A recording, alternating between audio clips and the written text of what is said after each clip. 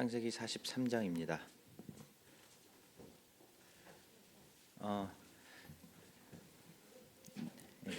창세기 43장입니다. 평상시에 본문을 읽어주던 우리 최현웅 형제가 오늘은 이제 출타 중이어가지고 이럴 때를 대비해서 백업맨을 만들어 놨었는데 오늘 백업맨은 정의준 형제입니다. 비교하지 마시고 일단은 43장을 통해서 일단 하나님 말씀을 오늘 교제할 텐데요. 일단 내용을 먼저 파악해 보도록 하겠습니다. 자, 43장입니다.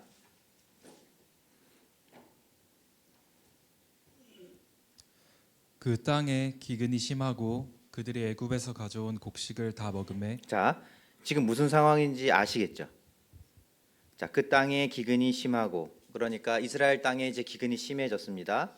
우리는 지금 요셉의 생애를 쭉 해오고 있는데 이제 요셉이 애굽의 총리가 되고 애굽의 총리가 되기 전에 애굽의 왕이었던 바로가 꿈을 꾸죠. 7년의 꿈을 꿉니다. 7년 동안 풍년이 있을 거고 7년 동안 흉년이 있을 거야 라고 하는 그 꿈을 꾸고 그 꿈을 요셉이 해석해 줌으로 인해서 그가 애굽이라고 하는 초강대국의 총리, 실세 총리가 됩니다.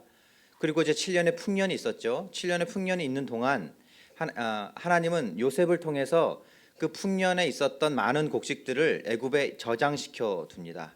그리고 하나님의 뜻에 따라 이제 7년 동안 흉년이 이제 임하게 됩니다. 전에 보지 못했던 그 기근이 임하여서 하나님의 뜻이 이제 이루어지기 시작하는 겁니다. 그 하나님의 뜻은 무엇이냐? 이스라엘의 지역에, 가나안 지역에 있었던 야곱의 족속을 애굽으로 옮겨오는 거예요.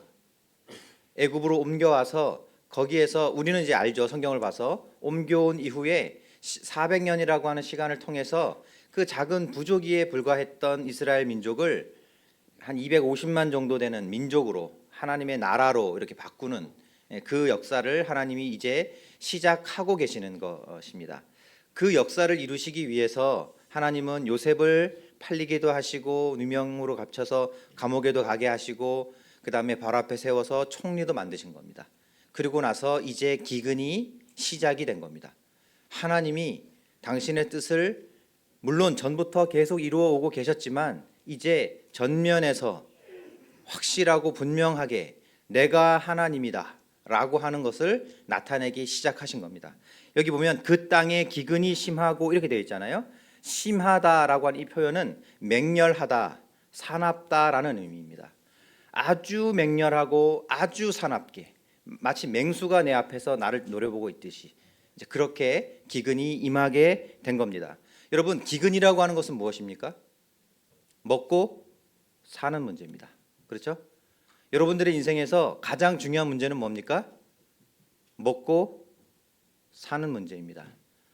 우리가 아는 그런 것 같이 보이지만 또 우리나라가 잘 사는 나라여서 그게 그렇게 대단하게 느껴지지 않을 수도 있지만 실상은 또 안 그렇지 않습니까? 가장 중요한 건 먹고 사는 문제인데 하나님이 지금 그 문제를 가지고 맹렬하게 하나님의 역사를 시작하고 계시는 겁니다. 하나님은 아주 무서운 분이다. 이렇게 지금 시작하고 있는 겁니다. 그들이 2절에 보시면 그들이 애굽에서 가져온 곡식을 다 먹음에 이렇게 되어 있습니다. 다 먹음에라고 하는 이 표현을 직역하면 다 먹었을 그때에라는 말입니다. 그때 이런 말입니다. 이전에 형들이 가서 곡식을 사가지고 왔었잖아요. 그죠? 그걸 다 먹었을 그때에. 그런데 성경에서 히브리어에서는 그때에 다 어떤 무엇을 해었을 때에 바예히 이렇게 발음하는데 그럴 때는 국면이 지금 전환이 되었다. 이럴 때 쓰는 단어 표현이라고 합니다. 국면이 지금 전환된 거예요. 지금 하나님이 뭔가 마음을 바꿔 먹으신 거예요. 하나님의 어떤 통치 정책이 바뀌신 겁니다. 그런 표현들이 지금 들어 있고요.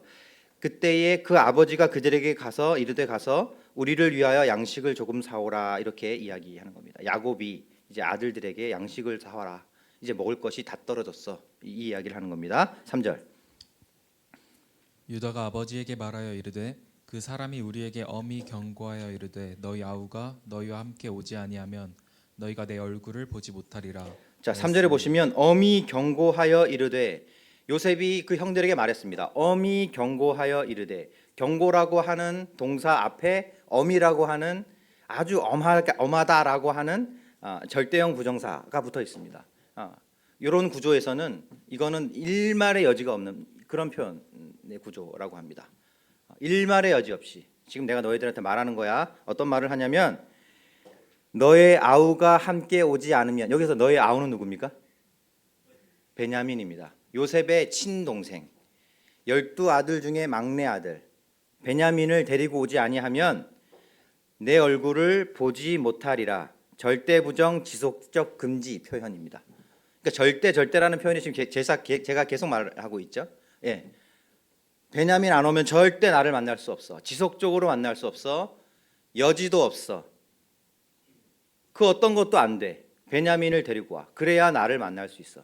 그 이야기를 요셉이 그때 한 거예요. 그 모습을, 그 목소리를 그 형들은 요셉을 통해서 직접 들은 거죠. 그러니까 갈 엄두가 나지 않는 거예요. 베냐민 없이. 자, 4절입니다. 아버지께서 우리 아우를 우리와 함께 보내시면 우리가 내려가서 아버지를 위하여 양식을 사려니와 아버지께서 만일 그를 보내지 아니하시면 우리는 내려가지 아니하리니 그 사람이 우리에게 말하기를 너희의 아우가 너희와 함께 오지 아니하면 너희가 내 얼굴을 보지 못하리라 하였음이니라. 이스라엘이 이르되 너희가 어찌하여 너희에게 또 다른 아우가 있다고 그 사람에게 말하여 나를 괴롭게 하였느냐. 예. 아버지께서 4절에 보시면 아버지께서 우리 아우를 우리와 함께 보내시면, 여기 앞에 만약이라고 하는 말이 붙어 있는 겁니다. 그리고 5절에 보시면 또 아버지께서 만일 그를 보내지 아니하시면, 자, 여러분 이 상황의 키는 누가 쥐고 있다는 지금 표현입니까? 아버지가 쥐고 있습니다. 하나님이 절대 부정의 부정을 표현을 계속 하시면서 나는 너희와 내가 나의 뜻을 이루어감에 있어서 나는 너희와 대화할 마음이 없어. 너희들이 나에게 굴복해. 자, 그 표현을, 그 분위기를 계속 느끼고 계시죠? 그 땅에 기근이 심하였더라. 그게 그 표현입니다. 나는 너희와 대화할 마음이 없어. 베냐민 데리고 와. 이 얘기를 하시는 거고요. 그리고 그것에 대하여 키를 누가 가지고 있었냐? 베냐민이 가지고 있었고요. 또 그 베냐민을 보낼 수 있는 유일한 사람은 야곱이었습니다. 지금 하나님이 야곱에게 말씀하시는 거예요. 베냐민 내놔. 하나님을 섬기는 데 있어서 베냐민 내놔. 이 얘기하는 거예요. 여러분들도 아마 하나님을 섬기시면서 가지고 계시는 베냐민이 있으실 겁니다. 베냐민 내놔. 나는 너와 대화할, 그 부분에 대해서 너와 대화할 마음이 없어.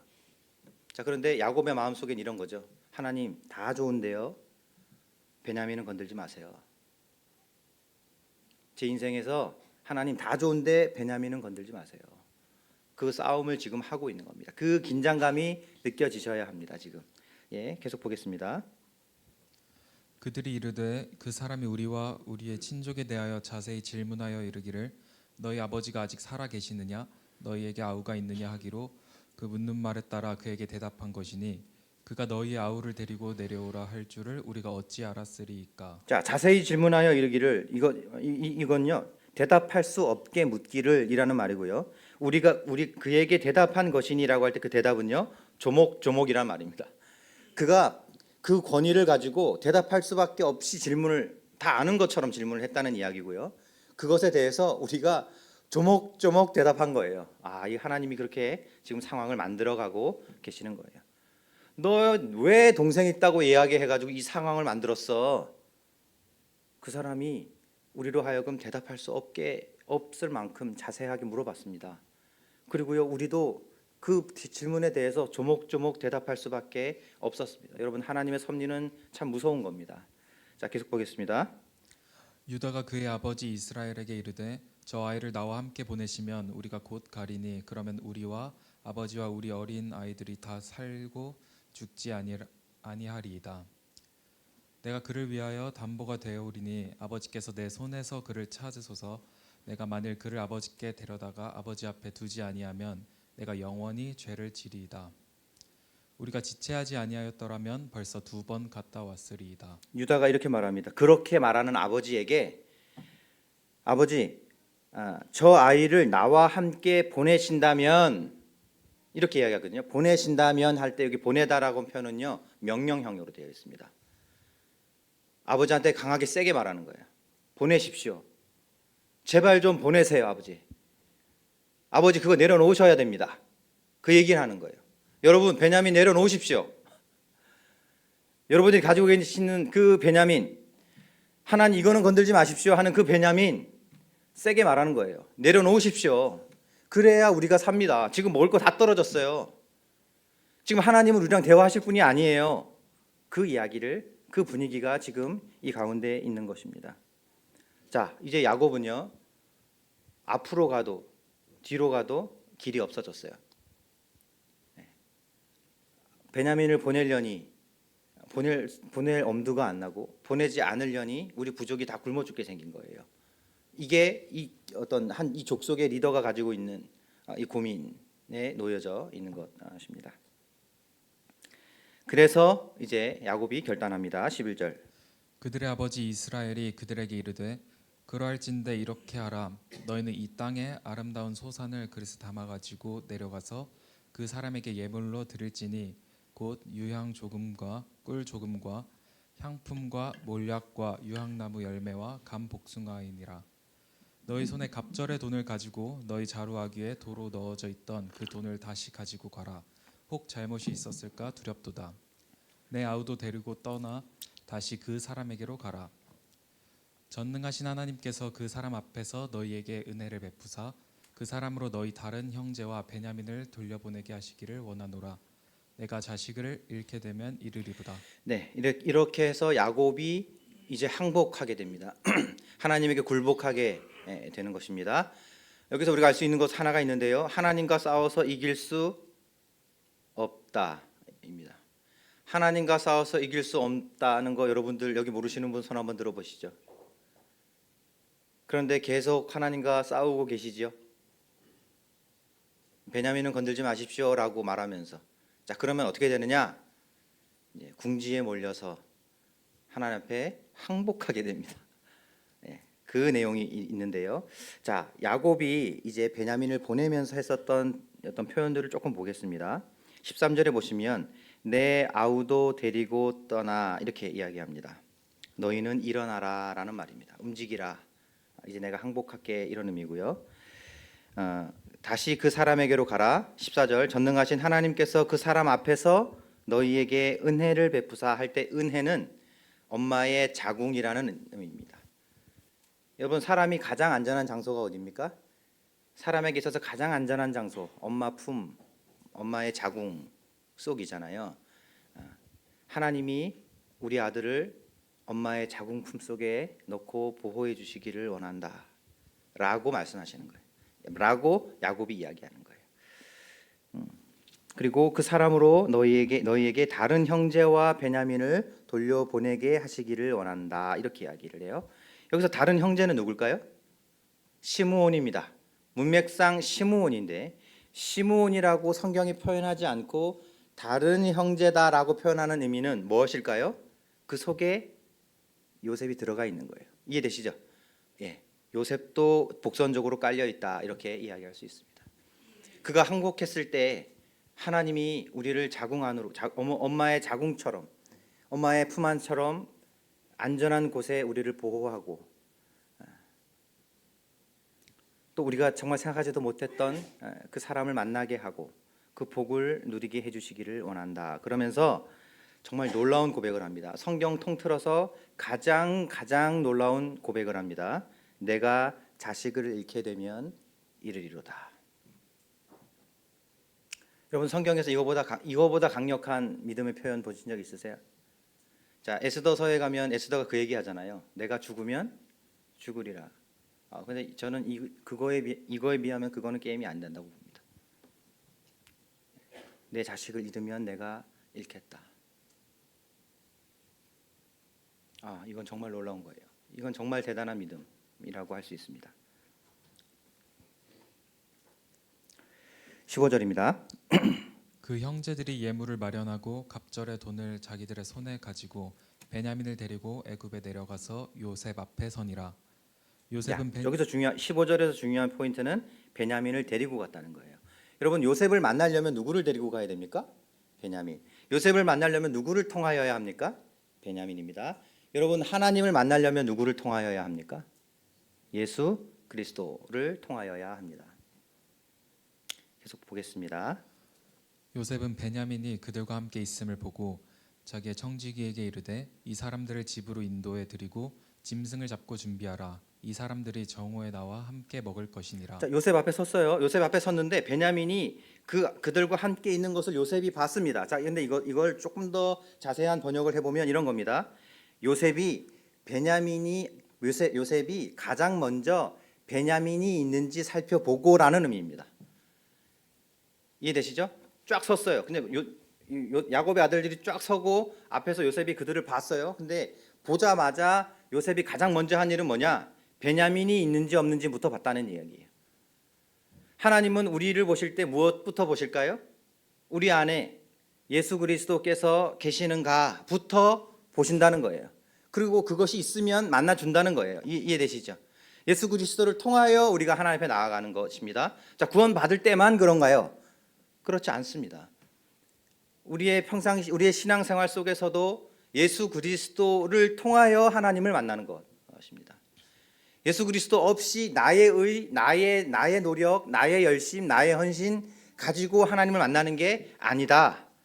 예수 그리스도의 희생, 예수 그리스도의 함께 하심을 통하여 우리는 하나님을 만날 수 있다라고 하는 것들을 이 장면을 통해서 알 수 있습니다. 요셉은 베냐민이 있는지 없는지부터 봤어요. 여러분 그렇습니다. 그런데 베냐민이 있었어요. 그래서 만나줍니다. 17절. 청지기가 요셉의 명대로 하여 그 사람들을 요셉의 집으로 인도하니 그 사람들이 요셉의 집으로 인도됨에 여러분 두려워 청지기의 행보를 잘 주목해서 읽으시기 바랍니다. 보겠습니다. 18절. 그 사람들이 요셉의 집으로 인도됨에 두려워하여 이르되 전번에 우리 자루에 들어있던 돈의 일로 우리가 끌려 드는도다. 이는 우리를 억류하고 달려들어 우리를 잡아 노예로 삼고 우리의 나귀를 빼앗으려 함이로다 하고. 자, 형들이 두려워하기 시작했어요. 19절. 그들이 요셉의 집 청지기에게 가까이 나아가 그 집 문 앞에서 그에게 말하여. 자, 지금 어디서 말하려고 하고 있나요? 형들이 집 앞에서. 왜 집 앞에서 말할까요? 이 얘기를 들어가면 이제 우리가 잘못될지도 몰라 하는 그 두려움이 있는 거예요. 그래서 보세요. 18절에 보시면 우리를 억류하고 달려들어 잡았다. 이 세 가지가 연달아 나오죠. 그러니까 성경에서 이런 식으로 비슷한 뉘앙스의 단어들이 반복이 되면 그들이 가지고 있었던 그 감정선이 강조되는 겁니다. 이해되시죠? 그들이 갖고 있던 이 두려움이 너무너무 큰 거예요. 우리를 집으로? 아무래도 옛날에 있었던 그 일 때문인 것 같아 하면서 집으로 가까이 가면 갈수록 이 두려운 감정이 점점 커진 거예요. 그래서 집에 들어가기 전에 19절에 보시면 청지기에게 가까이 나아가 문 앞에서 그에게 말했다. 가까이에 나아가 문 앞에서 말했다. 그들의 어떤 이 조심스러움을 또 강조하고 있습니다. 20절. 이르되 내 주여 우리가 전번에 내려와서 양식을 사가지고 여관에 이르러 자루를 풀어본즉 각 사람의 돈이 전에 그대로 자루아귀에 있기로 우리가 도로 가져왔고 양식 살 다른 돈도 우리가 가지고 내려왔나이다. 우리의 돈을 우리 자루에 넣은 자는 누구인지 우리가 알지 못하나이다. 그가 이르되 너희는 안심하라 두려워하지 말라. 너희 하나님 너희 아버지의 하나님이 재물을 너희 자루에 넣어 너희에게 주신 것이니라. 너희 돈은 내가 이미 받았느니라 하고 시므온을 그들에게 이끌어내고. 청지기가 안심시켜 줍니다. 여기서 너희는 안심하라 할 때 안심하라는 우리가 알고 있는 샬롬입니다. 하나님의 임재가 있을 때, 하나님의 임재가 풍성할 때 사람이 느끼는 감정, 평안입니다. 그리고 시므온을 그들에게 끌어내고 이렇게 되어 있는데 끌어내다라는 표현은 곧바로 풀어주다라는 말입니다. 집에 가자마자 그러니까 그들을 안심시켜주고 가자마자 시므온을 풀어줬어요. 그 형제들에게 있어서 가장 시급한 문제가 뭐였겠어요? 우리 형 둘째 형 시므온을 빨리 봐야 될 거 아닙니까? 근데 곧바로 풀어줬다는 거예요. 그러니까 이 청지기가 이 사람들의 마음을 이해하고 있는 거예요 지금. 그리고 그 마음대로 마음이 일단 불안하지 않게 이렇게 자꾸 이렇게 문제를 해결해 주는 이 모습을 볼 수 있습니다. 24절. 그들을 요셉의 집으로 인도하고 물을 주어 발을 씻게 하며 그들의 나귀에게 먹이를 주더라. 네, 호의를 베풀고 있는 것이죠. 아주 극진히 모시고 있는 겁니다. 네, 25절. 그들이 거기서 음식을 먹겠다 함을 들었으므로 예물을 정돈하고 요셉이 정오에 오기를 기다리더니 요셉이 집으로 오매 그들이 집으로 들어가서 예물을 그에게 드리고 땅에 엎드려 절하니 하나님의 말씀이 꿈이 성취가 계속되고 있습니다. 27절. 요셉이 그들의 안부를 물으며 이르되 너희 아버지 너희가 말하던 그 노인이 안녕하시냐 아직도 생존해 계시느냐. 자, 질문 드려보겠습니다. 자, 형들을 만났어요. 집에 가서 이제 밥을 먹기로 하고 가서 형을 만났습니다. 형들이 가서 절을 했어요. 그 절을 한 형들에게 요셉이 물었던 질문 이것입니다. 아버지는 괜찮으시냐? 아버지는 안녕하시냐? 이렇게 물었어요. 왜 물었을까요? 너무 당연한 건가요? 예, 요셉은 두 가지 꿈을 꿨어요. 형들이 자기에게 절하는 꿈을 꿨고 두 번째 꿈이 뭐였나요? 아버지와 어머니를 포함한 형들이 자기에게 절하는 꿈을 꿨어요. 그런데 이게 지금 첫 번째 건은 계속 이루어졌는데 두 번째 건 아직 이루어지지 않았죠. 그 꿈이 이루어지는지를 보고 싶은 거예요. 하나님이 나에게 하신 그 꿈이 계속 하나님의 말씀이 정말로 이루어지고 있는지를 그가 확인하고자 하는 것입니다. 그 열망이 지금 보여지는 것입니다. 28절. 그들이 대답하되 주의 종 우리 아버지가 평안하고 지금까지 생존하였나이다 하고 머리 숙여 절하더라. 요셉이 눈을 들어 자기 어머니의 아들 자기 동생 베냐민을 보고 이르되 너희가 내게 말하던 너희 작은 동생이 이 아이냐. 그가 또 이르되 소자여 하나님이 내게 은혜 베푸시기를 원하노라. 예, 너무 감동적인 순간입니다. 자기의 동생을 13년 만에 만났어요. 13년 더 될 수 있겠죠. 그리고 소자여 하나님이 너에게 은혜 베푸시기를 원하노라. 민수기 6장에 가면 이런 표현의 인사법이 나오는데요. 이것은 제사장들이 어떤 사람에게 축복할 때, 아주 귀한 사람에게 축복할 때 하는 표현 방법입니다. 소자여 하나님이 너에게 은혜 베푸시기를 원하노라. 성도님 저를 좀 보십시오. 하나님이 우리 성도님들에게 은혜 베푸시기를 원합니다. 예. 30절입니다. 요셉이 아우를 사랑하는 마음이 복받쳐 급히 울 곳을 찾아 안방으로 들어가서 울고 얼굴을 씻고 나와서 그 정을 억제하고 음식을 차리라 하매 예, 요셉은 F입니다. F 손 들어보세요. 아닌 것 같은데요. 양성명제님 F 아닌데. 예, 요셉은 F입니다. 근데 세상 없는 T래도 지금 이 상황에서 자기 친동생을 보고 울지 않을 사람은 없어요. 자, 그런데 31절에 보시면 그가 그 정을 억제했다 이렇게 나와요. 그 감정을 억제했습니다. 왜 억제했을까요? 그것에 대해서 자세하게 말해주지 않으니까 모르겠지만 추측하건대 요셉의 마음 가운데는 아버지를 모시고 와야 되겠다라고 하는 그 계획이 저 멀리까지 있었던 것 같아요. 그래서 그것을 이루기 전에 자기의 정체를 드러낸다든가 자기 감정을 드러내는 일을 하지 않으려고 한다라고 분별할 수 있습니다. 우리가 하나님의 뜻을 이루기 위하여 때로 감정이 있을 수 있고 억제할 수 없는 그 무엇이 있을 수 있습니다.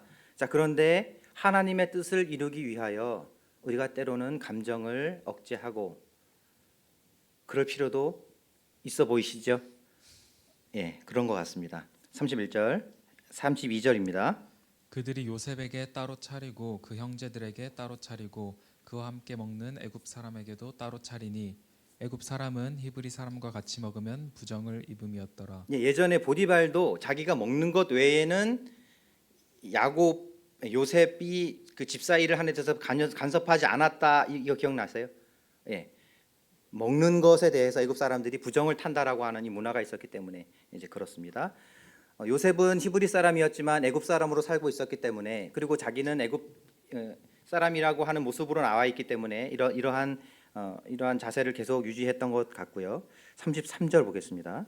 그들이 요셉 앞에 앉되 그들의 나이에 따라 앉히게 되니 그들이 서로 이상히 여겼더라. 자, 이상한 일이 있어요. 형들이 이제 자리를 앉는데요. 11명이죠. 11명이 이렇게 자리에 앉는데요. 나이 순서대로 딱딱딱딱 앉혀요. 그래서 그들이 서로 이상히 여겼다 이렇게 되어 있는데요. 이것은 다소 약한 번역입니다. 소스라치게 놀라다라는 말이에요.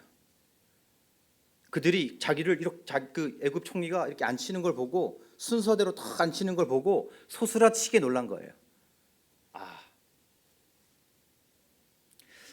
저는 이런 지금 계속해서 여러분 이 기저에 흐르는 이 오늘 본문 기저에 흐르는 그 두려움이 느껴지세요? 그 불안함이 느껴지십니까? 제가 하루는 잠을 자는데 잠이 너무 안 오는 거야. 그러다가 문득 제 스스로를 자각했어요. 어떻게 자각했느냐? 제가 이러고 있더라고요. 그냥 불안해서, 믿음이 없어서 그러고 있더라고요. 그러니까 건들면 막 깜짝 놀라는 거예요. 소스라치게 놀란 겁니다. 34절. 요셉이 자기 음식을 그들에게 주되 베냐민에게는 다른 사람보다 5배나 주매 그들이 마시며 요셉과 함께 즐거워했더라. 5배나 주었다라고 하는 것은 고대 근동의 호의의 표현입니다. 아주 귀한 사람이 왔을 때, 내가 정말 좋아하는 사람들이 왔을 때는 다른 사람보다 5배를 줘요. 차별입니다. 우리 교회에서는 그러지 않는 걸로 하겠습니다. 오늘은 믿음은 하나님의 섭리를 사는 것입니다. 7번째 시간이고요. 요셉의 생애입니다. 오늘 말씀의 부제는요. 하나님은 우리의 굴복을 원하십니다입니다.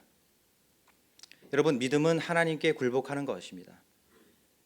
굴복은요, 힘이 모자라, 절대자 앞에 힘이 모자라 항복하다라는 의미입니다. 우리가 잘 쓰는 표현으로는 내려놓다입니다. 우리가 붙들고 있는 것을 내려놓고 항복하고 굴복하는 거예요. 자, 하나님은 우리에게 굴복을 요구하십니다. 아멘. 하나님은 우리에게 굴복을 요구하십니다. 자, 생각해 보시죠. 하나님은 왜 우리에게 굴복을 요구하실까요? 하나님의 뜻을 이루어야 하기 때문에 그렇습니다. 하나님의 뜻이 이루어져야 하기 때문에 그렇습니다. 자, 질문 드려보겠습니다. 여러분, 정말 여러분들은 하나님의 뜻이 이루어지기를 원하십니까? 정말 여러분들은 하나님의 뜻이 이루어지기를 원하십니까? 아니면 나의 뜻이 곧 하나님의 뜻인 것 같으십니까? 후자 쪽에 가깝죠. 꼭 내 분별이 하나님 분별인 것 같아. 저도 그렇습니다. 제가 이거 어떻게 알겠어요? 저도 그러니까 그렇습니다. 그러나 내 생각은 너희 생각과 다르다. 내 방법은 너희 방법과 다르다.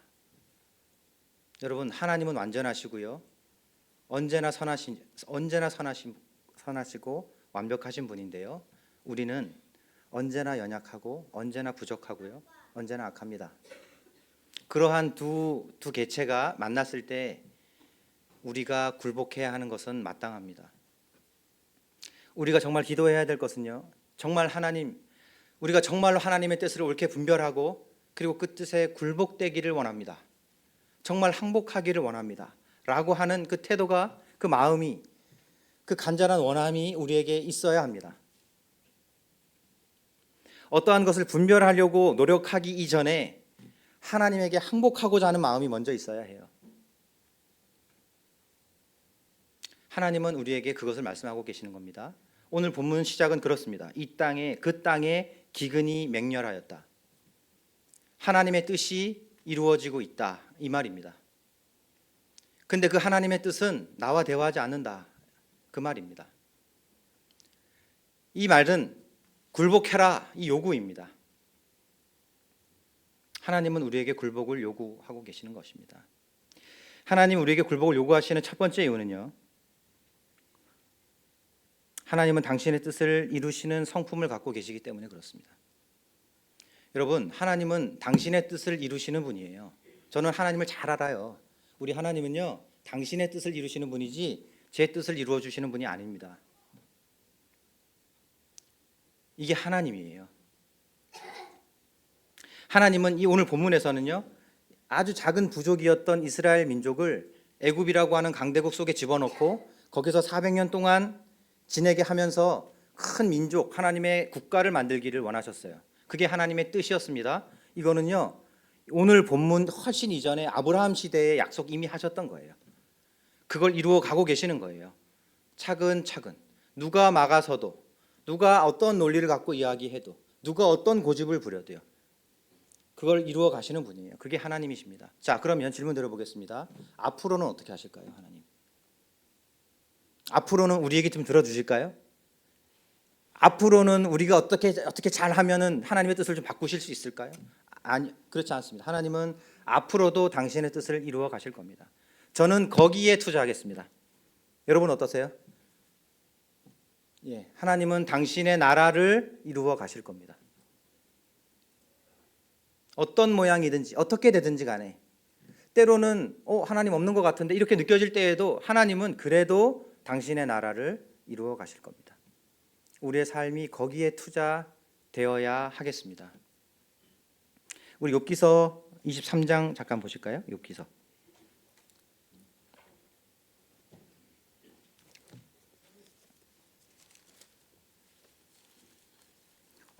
왜 이제 켜주셨어요? 욥기서 23장. 갑자기 밝아졌습니다. 마음도 밝아진 것 같아요. 23장 13절 14절 같이 읽겠습니다. 시작. 그는 뜻이 일정하시니 누가 능히 돌이키랴. 그의 마음에 하고자 하시는 것이면 그것을 행하시나니 그런즉 내게 작정하신 것을 이루실 것이라.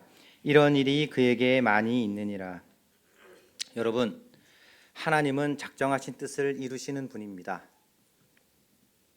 두 번째로는요, 하나님이 우리에게 굴복을 원하시는 두 번째 이유는요, 우리의 굴복이 하나님의 뜻이기 때문에 그렇습니다.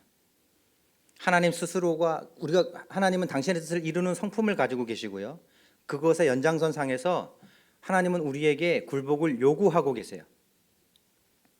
엄히 경고하다. 나를 다시 보지 못할 거다. 베냐민 없으면 안 돼. 너 베냐민 내려놓지 않으면 안 돼. 그럼 나를 만날 수가 없어. 여러분, 하나님의 그 단호함이 오늘 본문에서 보이셨죠? 예. 사람이 섰는데 베냐민부터 보는 거예요. 우리가 정말로 하나님 앞에서 예배드리고 하나님 앞에서 어떤 삶을 살아감에 있어서 하나님은요, 우리가 굴복되었는지 안 되었는지 그거부터 보시는 거예요. 그 종목부터 보시는 겁니다. 그래서 그것이 되어 있으면 만날 수 있고 그게 아니면 못 만나는 거예요. 그리고 또 하나는요, 4절과 5절에 보시면 아까 말씀 설명을 드렸는데요, 아버지께서 4절에 보시면 아버지께서 우리 아우를 우리와 함께 보내시면, 아버지께서 만일 그를 보내지 아니하시면, 여러분 하나님은요 우리를 글쎄요, 여러분 키는 우리에게 있습니다. 그 굴복하는 것은요 우리가 하는 거예요. 우리가 굴복을 해야 하는 것입니다. 여러분 고집 부리지 마시기 바랍니다.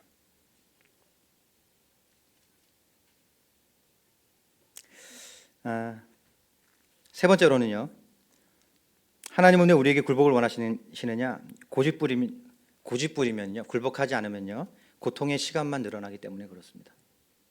여기 보면 고집 부리는 야곱을 향해서 유다가 한마디 합니다. 8절.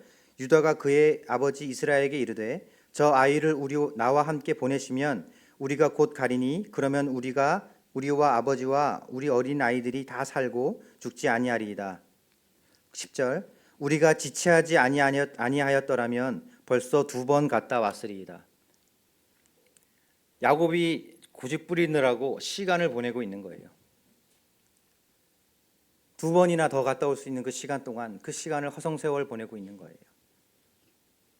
하나님은 절대 양보하지 않으십니다. 아프리카 사냥꾼들이 원숭이 잡는 법이 있는데 여러분 아세요? 저는 아는데 알려드릴까요? 원숭이들이 자주 다니는 그 길목이 있잖아요. 이 길목이 있대요. 거기에 바위들이 있는데 바위 그 틈새에 구멍을 이렇게 판대요. 바위를 깎아내는 거죠. 그래서 원숭이 손 하나 들어갈 만한 이걸 만들어요. 그리고 거기에다가 음식을 넣어놔요. 먹이를.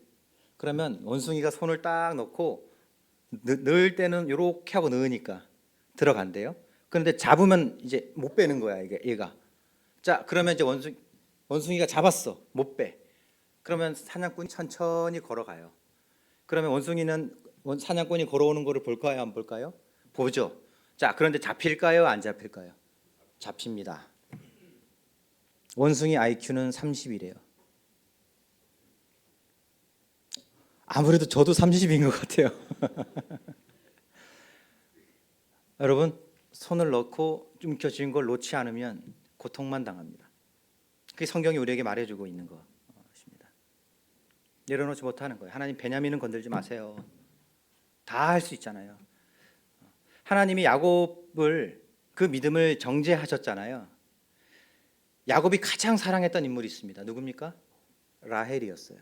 자, 그런데 하나님은 라헬을 가지고 야곱을 다루셨습니다. 여러분들이 내려놓지 못하는 고집이 아마 있으실 거예요. 하나님이 그거 가지고 지금 다루시고 계실 겁니다.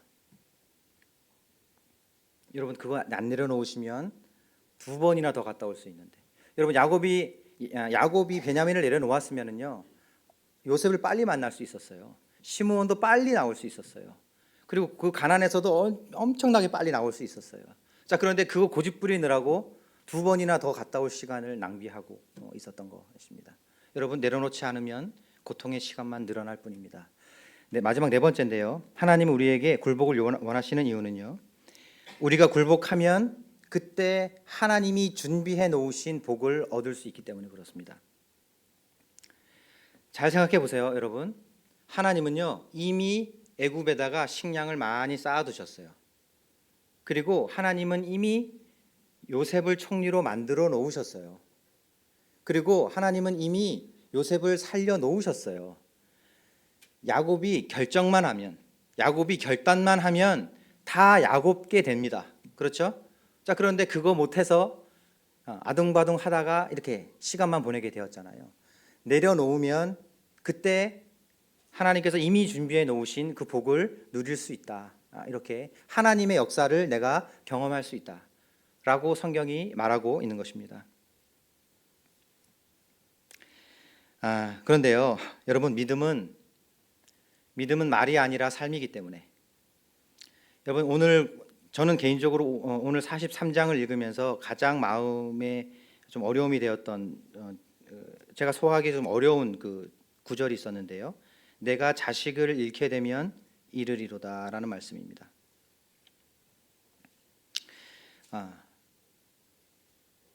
이 굴복이라고 하는 말은 내가 통제가 되는 그 지점이 아니잖아요, 그렇죠? 그래서 이건 쉬운 얘기가 아닙니다.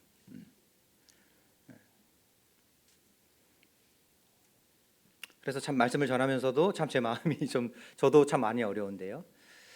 하나님이 우리에게 특별한 은혜를 더하게 되시기를 바랍니다. 하나님 앞에서 우리가 정말 내려놔야 될 것들, 정말 내가 내려놓지 못해서 아둥바둥거리고, 어떤 면에서는요, 정말 지긋지긋해서 내려놓고 싶을 때도 있으시잖아요, 그죠? 그런데도 잘 안 돼서 그러는 것들을 하나님의 은혜로 우리가 정말 내려놔져서 하나님이 이미 준비하신 그 복을 우리가 정말로 누리게 되기를 정말로 소원하게 됩니다. 믿음은 하나님의 섭리를 살아가는 것입니다. 믿음은 하나님께 굴복하는 것입니다. 굴복은요, 전능자 앞에서 사람이 힘이 모자라 손들고 항복하는 것입니다. 내려놓는 것이에요. 하나님께서 우리에게 굴복을 요구하시는 첫 번째 이유는 하나님의 성품이 그렇기 때문에 그렇습니다. 하나님은 당신의 뜻을 이루시는 분이에요. 우리를 굴복시키시는 분이다 라고 하는 거고요. 두 번째로는 우리가 굴복하는 것이 하나님의 완벽한 확실한 뜻이기 때문에 그렇습니다. 세 번째로는요, 우리가 굴복하지 않으면 고통의 시간만 늘어나기 때문에 그렇습니다. 그리고 마지막 4번째로는요, 우리가 굴복하게 될 때 하나님의 복을 누릴 수 있기 때문에 그렇습니다.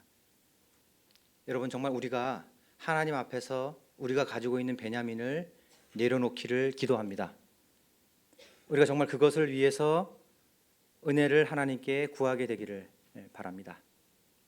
아멘 하시죠? 한 말씀만 드리고 마치겠습니다. 오늘 본문에 전반적으로 흐르는 분위기가 하나 있다 말씀드렸습니다. 그게 뭐였나요? 오늘 본문을 읽으면 이 오늘 본문 속에서 아주 보이지 않게 흐르는 분위기 하나가 있어요. 뭡니까? 두려움입니다. 하나님의 섭리를 딱 이제 걸어가잖아요, 믿음의 사람들이, 그죠? 그런데 그 걸어가는 이 사람들 속에서 야곱의 모습을 보십시오. 베냐민을 내려놓으면서 막 두려워해요. 그리고 그 야곱을 설득했던 유다도, 그 형제들도 요셉 앞에 가서 막 부들부들하고 떨어요. 두려워해요. 그렇죠? 얼마나 떨었냐면 소스라치게 놀라다라고 하는 표현도 있잖아요. 그죠? 자, 여러분, 믿음의 길을 걸어감에 있어서 두려움이라고 하는 감정을 느끼는 것은 저는 자연스럽다라고 성도님들한테 말씀드리고 싶습니다.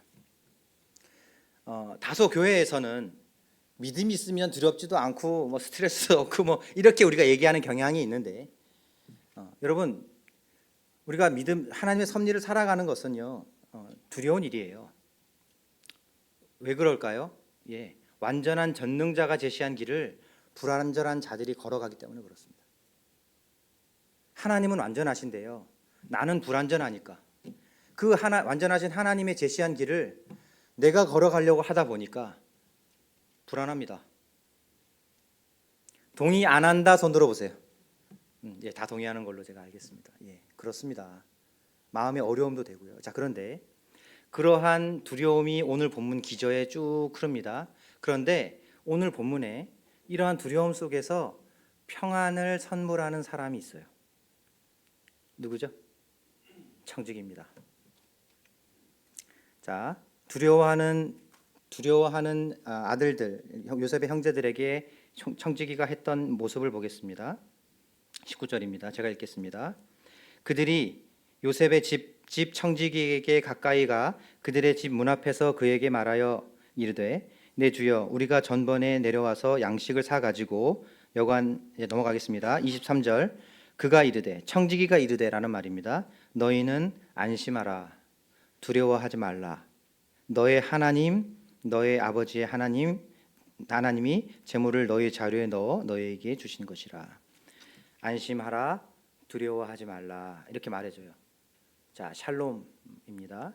그리고 그가 너희의 하나님 너희의 아버지 하나님이 주시는 평안을 말해요. 이해되시죠? 자, 그런데 이 청지기는 어디 나라 사람일까요? 애굽 사람입니다. 지금 애굽 사람이 하나님 나라 사람들에게 하나님의 이야기를 하면서 평안하라 하나님의 길을 걸어가면서 두려워하는 너희여 평안하라 라고 말해주고 있는 거예요. 정말 아이러니하지만 오히려 아이러니해서 또 뜻밖의 선물인 것 같아요.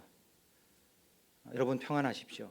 여러분 평안이라고 하는 것은요 단순히 분쟁이 없는 상태가 아니라 하나님의 임재를 사람이 느낄 때 느끼는 감정입니다. 그게 평안이에요. 여러분 우리 강릉 명주로교회에 하나님의 임재가 충만하게 되기를 원합니다. 그래서 우리 성도님들이 지금의 이 순간을 지나가게 될 때 하나님 안에서 평안을 누리시게 되기를 진심으로 바랍니다. 그리고 우리의 신앙이 다른 누군가에 의해서 또 다른 어떤 사람에 의해서 어떤 상황에 의해서 조건에 의해서 편안함을 누리는 것이 아니라 하나님의 임재로 인해서 평안함을 누리게 되시기를 바랍니다.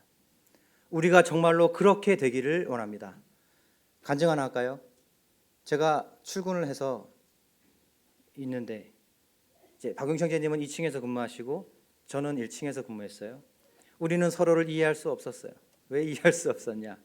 박용청 형제님은요 하루 종일 움직이세요. 정말 하루에 15,000번씩 걷는다셨었다잖아요. 정말 열심히 여기저기를 막 돌아보고 이렇게 하셔요. 근데 저는요 책상에 앉으면 하루 종일 앉아 있어요. 그러니까 형제님 어떻게 그렇게 하루 종일 그렇게 움직이세요? 저는 그렇게 이야기했고 형제님은 저한테 아니 형제는 어떻게 그렇게 하루 종일 앉아 있냐? 서로 이렇게 달랐습니다. 그런데요 성도님들 저는 책상 앞에 앉아 있으면서 거기 앉아서 가만히 있는 게 아니에요. 정말 전쟁을 합니다. 그 책상 위에서. 여러분 뭐 별변치 않은 말씀이지만 이거 하나 내놓으려면 정말 한 달 이상 고민하고 올려놓는 겁니다. 그리고 제 마음속에도 풀리지 않고 나도 소화가 안 되는 말씀들이 있어요. 나도 내 삶에 따라가 주지 않아서 막 가책이 느껴지는 그 말씀도 있고요. 또 신앙적인 막 그런 어려움도 있습니다. 자, 그런데 어느 날 홍모 씨의 아들 모 창표 형제가 찾아왔어요. 전 그 형제 이름을 말할 수는 없어요. 근데 그 모 창표 형제가 왔어. 저한테 점심을 사주겠대요. 그래서 같이 점심을 먹었어요. 커피를 사줬어요. 커피를 딱 가서 저기 그 뭐냐 그 우리 고속도로 입구에 가면 노란색 간판으로 큰 이렇게 카페 하나 있잖아요. 거기를 저를 데리고 가서 커피를 테이크아웃을 하나 해줬어요. 뭐 드시고 싶으세요? 카라멜 마키아토. 그래서 카라멜 마키아토를 둘을 해가지고 테이크아웃을 했어요. 차를 탔어요. 우리 드라이브 갈래? 해서 저를 주문진까지 해안도로로 해서 드라이브를 이렇게 해줬어요. 제가 돌아오면서 느꼈어요. 아, 하나님이 나에게 주시는 뜻밖의 위로다. 하나님이 나에게 주시는 평안이다. 사랑하는 성도님들, 우리 정말 강릉 명주로 교회가 하나님으로 인해서 충만하게 되기를 원합니다. 그리고 우리 강릉 명주로 교회 성도님들 서로가 서로에게 하나님의 평안을 끼치는 우리가 되었으면 좋겠습니다. 아멘 하시죠? 예, 우리 성도님들 기도 제목을 하나하나 살펴보는데요. 참 어려움이 없으신 성도님들이 없으세요. 다 자기 십자가를 지고 정말 고군분투하고 살아가고 계시는데 정말 우리 모두를 위해서 우리 모두의 평안을 위해서 하나님이 우리와 함께 계시기를 소원합니다. 기도하시겠습니다.